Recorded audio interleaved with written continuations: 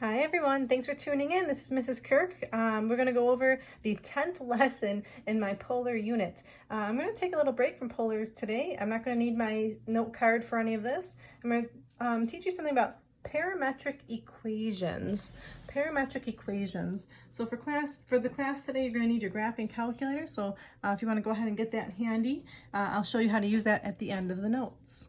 All right, thanks a lot for tuning in. And again, at any point in time, if you feel like you need to pause the video so that you can get yourselves caught up, please do so. But I started the heading already. I've got 13.10 parametric equations. What exactly is a parametric equation? These are graphs that satisfy certain parameters or restrictions with respect to time t. And so for my first example, I have x is equal to 3t squared, y is equal to 2t, and it's from -2 is less than or equal to t is less than or equal to 2. So the first part here says to make a table of values and actually graph this. So I'm going to go ahead and grab my straight edge here and start to make a table of values. Okay, so let's see. My first column will be my t for time. And they're telling me to go from -2 to +2. So I'm going to fill in those numbers, -2, -1, 0, 1, and 2. That's it for that first column. Now the middle column will be my x equation. In this particular problem, the x is 3t squared. So what does that mean? Well, 3t squared. So I've got 3, t is -2 squared. Then the next one would be 3 times -1 squared, 3 times 0 squared, 3 times 1 squared, and 3 times 2 squared. So let's take a minute and figure out what those values would be. Let's see. This is 4 times 3, which would give me 12. This would be 1 times 3 to give me 3. 0 times 3 would be 0. 1 times 3 would be 3 again. And this would be 4 times 3 to give me 12. So these are my x outputs. 12, 3, 0, 3, 12. Now there's going to be a third column to my table. And maybe you can guess at what that third column will be. I've got a column for t, a column for x. What do you think this is going to be? You got it. It's a column for y. Now in this problem, I gave the equation as y is equal to 2 times t. So let's see. This will become 2 times -2. The next one's 2 times -1. Then I've got 2 times 0, 2 times 1, and 2 times 2. So again, I got that from the equation over here. It says y is equal to 2t, and I just plugged in the t values. So again, I'm going to evaluate this. The first one is -4. Then you've got -2, 0, 2, and 4. Okay, so what did I just figure out? Well, I actually just took out the parameter of time, and I figured out all my x values that correspond with all my y values. See, it says x's are these numbers, y's are these numbers. So these are now my coordinates that I can plot on a set of axes. Okay, so I made a table of values, and now I'm going to graph this. So let's see, I'm not using any graph paper here, but I'm going to go ahead and draw a set of axes on my paper. And I'll just use some tally marks to help me illustrate this. Let's see here. We'll label this y and x. So it's nice to go back to our familiar rectangular axes. We're not using r and theta today. So my x goes all the way to 12, so I'm going to need 12 tally marks. 1, 2, 3, 4, 5, 6, 7, 8, 9, 10, 11, 12. My y's only go up and down from 4 to -4, so I'll just need 4 tally marks in each direction. 1, 2, 3, 4. 1, 2, 3, and 4. So I'm going to use a pencil to graph this in case I make a mistake. So the first point I'm going to graph is the coordinate 12, -4. So that's 12, -4. The next point I'm going to plot is 3, -2. 3, -2. Then I'm going to plot 0, 0. Then I'm going to plot 3, 2. And lastly, I'm going to plot 12, 4. And I'm going to the best of my abilities, connect these points in the order in which I plotted them. Actually, you can connect them however you would like, the order anyways. And if you notice, I'm not connecting the first point and the last point. So I connected the points, and I kind of, again, I'm not using graph paper here, so I'm going to just adjust my point a little bit so it looks like it goes through my graph. And the last thing about these parametric equations is you need to give the graph a direction. In which direction were the points plotted? Well, I started with this point down here, 12, -4, and then I went to the left and up and around. So to show the direction, you draw these caret marks. So there's one caret mark down here showing it's going to the left, and then I'm flipping around and going up here, so I'm going to draw another caret mark going to the right. So this shows the reader that in this parametric equation, the first point was this point that my pencil tip is on, and it goes to the left and around and to the right. Now, what did I actually just graph? What kind of graph is this? Okay, let's just keep that in mind as I do my part B now. Hopefully you're able to figure out what this graph is called. And if not, we'll come to it in a moment.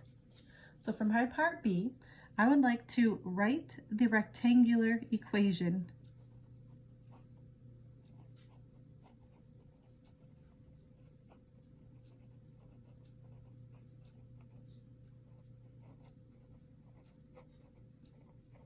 So let's see, back up here, this is a parametric equation because I have that restriction of time. So somehow I have to rewrite this in just x's and y's. Remember, rectangular, and that goes back to the polar topic. Rectangular just uses x and y only. Parametric uses a t for time. So let's see. I'm going to start by rewriting my problem. I've got x is equal to 3t, and I've got y is equal to, 3t squared, and y is equal to 2t. So my goal is to get this so it's just x's and y's. Does anybody see what I can do here? I'm going to slide this up a little bit. Well, maybe somebody came up with the idea of using a substitution. If I want to use substitution, let's go ahead and take this second equation and try solving this for t. And I'm picking the second equation because it just says plain old t, whereas the first equation has a t squared, and that's a little more complicated. So if I want to solve this side for t, I'm going to divide both sides by 2. And I'll be left with t is equal to y divided by 2. Okay, now I'm going to go ahead and substitute that into my first equation. So again, this topic is called substitution. Let's write down substitutes. And over here, to start off the question, what I did first was I solved for t. So the concept is you solve for t and then you substitute. So let's see, instead of t, I'm going to put in y over 2. So I've got y over 2 quantity squared. Well, I can simplify this. Let's see, this is going to give me 3. The top of this fraction is y squared, and the bottom is 2 squared, which is 4. Okay, so this is x equals to 3y squared over 4.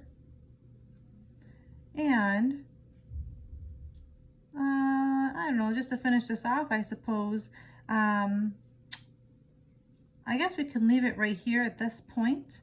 You can manipulate it a little bit more, but at this point we can just leave it as an x equals equation. That would be perfectly fine, because if I look at this, x equals some number times y squared. What is that the equation of? What's that going to look like? Well, we already know over here. It's a parabola opening to the right. See, it's a y-squared problem, and the 4p value is a positive number. So this goes back to that conics unit that we covered earlier in the school year. So this is my final answer. That's why I don't have to rewrite it. That's already in the standard form of a parabola. So this is a parabola opening to the right.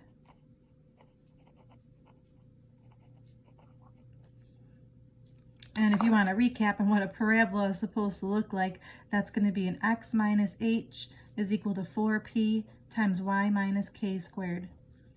So in this case, my vertex would be 0, 0, right? Because there's nothing here. And there's my vertex of 0, 0, just to double check that. All right, well, thank you for paying attention for question number 1 here, following along. And again, pause the video if you need to. I'm going to go ahead and move on to question number 2. There's only 2 questions today. So here's my question number 2. The directions are just to write in rectangular form. So you don't need to graph this one. And the question is x equals 2 cosine of t, and y is equal to 3 sine t minus 2. Oh man, just when I thought I got the hang of it, now I'm throwing in trigonometry. Oh, I thought we didn't have to use anything from trig and polars. Okay, so let's see what we can think of here. Well, in the last question, I suggested solving for t. In this question, I can't exactly solve for a t necessarily, but I can solve for cosine t, and I can solve for sine t. So for this question, I'm going to recommend doing that. So let's see if you can do that. Try to solve these equations for cosine t and for sine t. This would be a good time to pause the video to see if you got it right. I'm going to keep on going. If I divide both sides by 2, this leaves me with x over 2 is equal to cosine t. Now on this side, I'm going to have to add 2 and divide by 3. So that leaves me with y plus 2 over 3 is equal to sine t. Did you guys get it right? I knew you would. Okay, so still, what's the point of this? This is not really super helpful. I'm trying to rewrite this and maybe use some kind of substitution.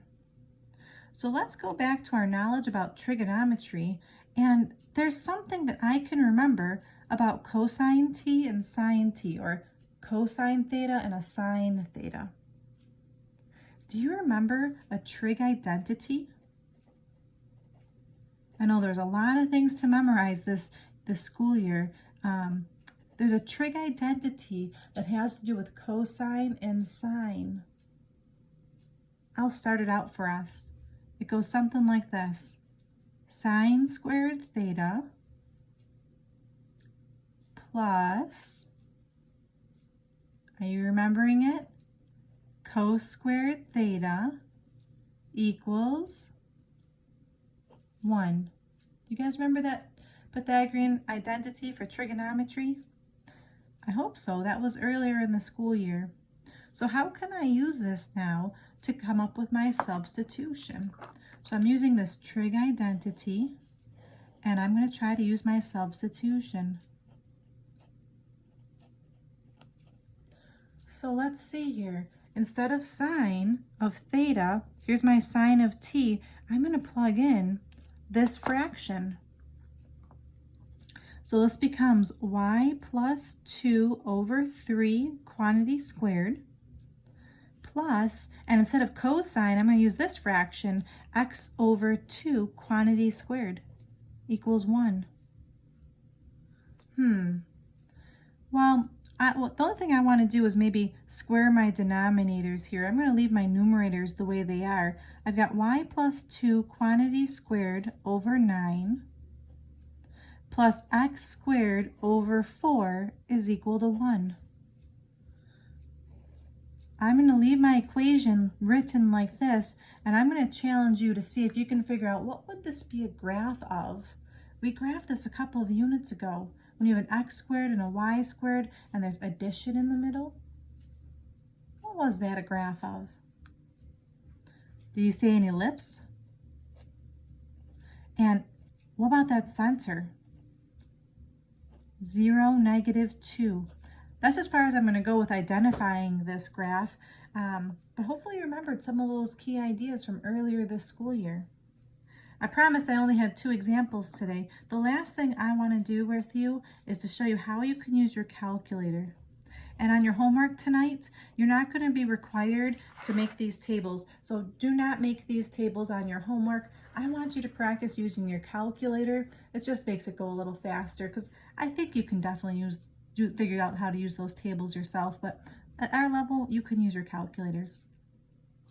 So this is what you want to do on your calculator. The first thing you want to do is now, it's really cool, we're using all these different modes this unit. You want to go to mode and make sure you have parametric selected. So it's kind of neat. Before this school year, you've always only ever used function mode, and now you've learned about polar, and now we're doing parametric. So you want to change to parametric, and then what you want to do is type in the equations.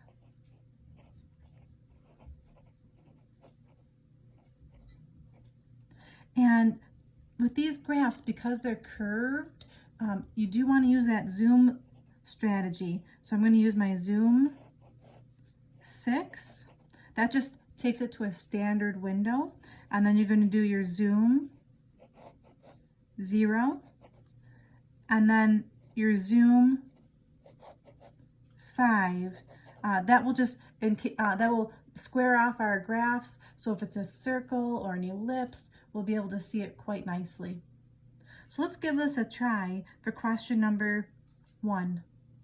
So let's go ahead and grab our calculators, and I'm going to show you how I would do this for question number 1. So I'm going to turn my calculator on, and I'm going to go to that mode. And right now my calculator is still in polar mode because that's what I've been working on, but I'm going to change it here to parametric and push enter. Now when I go to my y equals, I've got an x and I've got a y. I'm sorry, an x and a y, and it says a little t down here. So the equations were 3t squared. Well, just so if you didn't catch that, the t is this button right here. It says x, comma, t, comma, theta, comma, n. So I did 3t squared, and for my y equation, it was 2t, or my 2x button. I'm going to follow these zoom strategies here. Zoom 6, zoom 0, zoom 5. Uh-oh, I'm missing the lower half of my graph somehow. I'm not sure why that happened. 3t squared over 2t. Boy, I don't like it when my calculator doesn't work for me. Let's see what's happening over here. Just want to check my table does match. At -2, I have 12, -4, which does match my table on top. And then I've got 3, -2, 0, 0, 3, 2, and 12, 4. So all my values match. I'm not sure why it's not matching on my calculator right now. Let's try question number 2. Let's see about this. Let's try typing in question 2 to see if it's going to be an ellipse. I've got 2 cosine theta, or t, and then 3 sine t minus 2.